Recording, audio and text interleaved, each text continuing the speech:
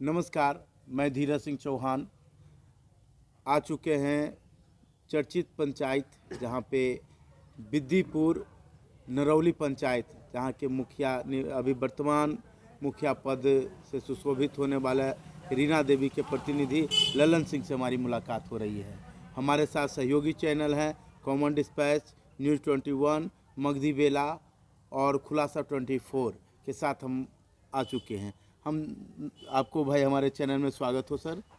और आप बताएं बहुत कि बहुत धन्यवाद आपका। आप जो पंचायत चुनाव इस बार बहुत अधिक मतों से जीते हैं, तो इस जीत का श्रेय किन्हें देना चाहेंगे?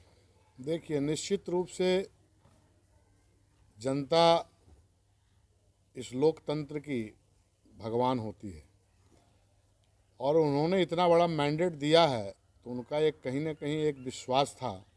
तो बधाई के पात्र तो वो वोटर ही हैं, वो जनता ही हैं जिन्होंने अपने इतना बड़ा मत, इतना बड़ा मैंडेट देकर अपना विश्वास जताया है। तो निश्चित रूप से धन्यवाद के पात्र है जनता। क्या आप जो इतने बड़े मत से जीते हैं, इसका उम्मीद आपको पहले से था? नहीं, उम्मीद तो हमें और था, बल्कि हमारे उम्मीदों से कुछ कम ही रहा। और उम्मीद तो मुझे 2000 प्लस की थी, लेकिन थोड़ा सा उसमें कहीं ना कहीं जो 100-150 मत का तफरका आ गया।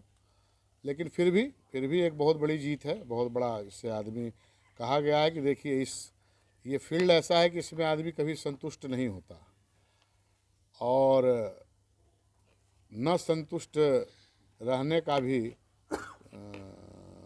एक वजह होता है कि आदमी जब इसमें लगा रहता है और जब वो सेवा भाव से किसी चीज़ को लेता है तो उसका भी एक मन होता है, उसका भी एक विश्वास होता है कि जनता हमारे साथ है। आप बिजनेस के क्षेत्र में और सामाजिक क्षेत्र में आप सक्रिय रहे, लेकिन ये जो मुखिया का चुनाव जो आप लड़े, इससे पूर्व तो कोई चुनाव नहीं लड़े थे, जी, जहाँ तक कि हमारी बात पहले हो चुकी है। तो आप ये एक से एक धुरंधर को इस चुनावी मैदान में पटखनी दे दिए, तो इसमें आपकी जो तजुर्बा है वो कैसे विशेष बढ़ चढ़ के आ पाया है? देखिए, मैं बिजनेसमैन ज़रूर हूँ। बिजनेसमैन के साथ साथ मैं आपको बता दूं कि सामाजिक संगठनों में हमारी भागीदारी शुरू से रही है। तो उसका जो एक अनुभव होता है, उसका जो एक लाभ होता है, मैं ऐसे भी कई एक पदों पे रहा और हूँ आज भी, सामाजिक संगठनों से, मानव सेवा से लेके।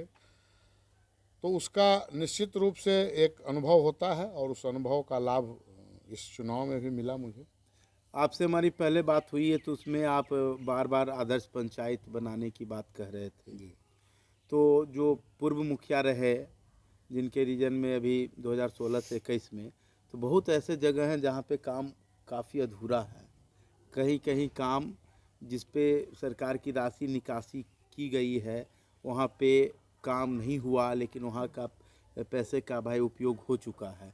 तो वैसे समस्या आपके पास, आपके पंचायत में होगी, तो उस तरह का समस्या को आप किस नज़र से देखते हैं? देखिए, हम लोग पीछे मुड़ के देखने वाले लोग नहीं हैं, और वो क्या किए नहीं किए, इसी का नतीजा तो जनता ने दिया, इसी का प्रतिफल मिला। और हमें जो मैंडेट दिया लोगों ने, जनता ने, तो वो इसी के लिए दिया, हमारे सोच को दिया, हम जहाँ से देखते हैं वहीं से आगे चालू करते हैं। पीछे क्या हुआ नहीं हुआ वो जाने, उनका काम नहीं। आपकी पंचायत आदर्श पंचायत बने, इसके लिए किस तरह का लोगों का आपको सहयोग की आवश्यकता है? देखिए, आदर्श सिर्फ डेवलपमेंट से, रोड नाली और व्यवस्थाएं ठीक हो जाने से नहीं होती है। मेरा ये मानना है कि जहाँ संस्कृति और संस्कार, ये दो चीज़ें नहीं होगी, किसी भी चीज़ को आप आदर्श नहीं बन सकता।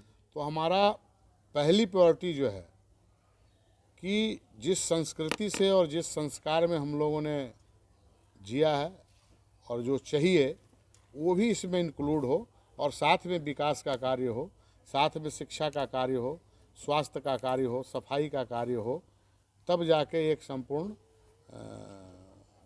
पंचायत और आदर्श पंचायत का नाम मिल पाएगा। आप अपने पंचायत वासियों को क्या संदेश देना चाहते हैं इस चुनावी जीत के बाद? बस यही कहना चाहता हूं कि आपका जो भरोसा, आपका जो विश्वास आप सब ने हम पे किया है, उस पे पूरी की पूरी खरा उतरने का मेरा कोशिश रहेगा। और मैं चाहूँगा कि मुझसे जानकर भी कोई ऐसी चीज़ें ना हो, अनजान में भी कोई ऐसी चीज़ें ना हो जो किसी का भी मन दुखता हो उससे। और किसी को भी अब वो ज़रूरत नहीं है कि हमने वोट दिया नहीं दिया क्या किया, उससे अब कोई वास्ता नहीं रह जाता चुनाव के पास। सारे हमारे लोग हैं, सारे पंचायत के हमारे लोग हैं, हम सारे पंचायत के हैं और एक निष्पक्ष भाव से हर कार्य को किया जाए।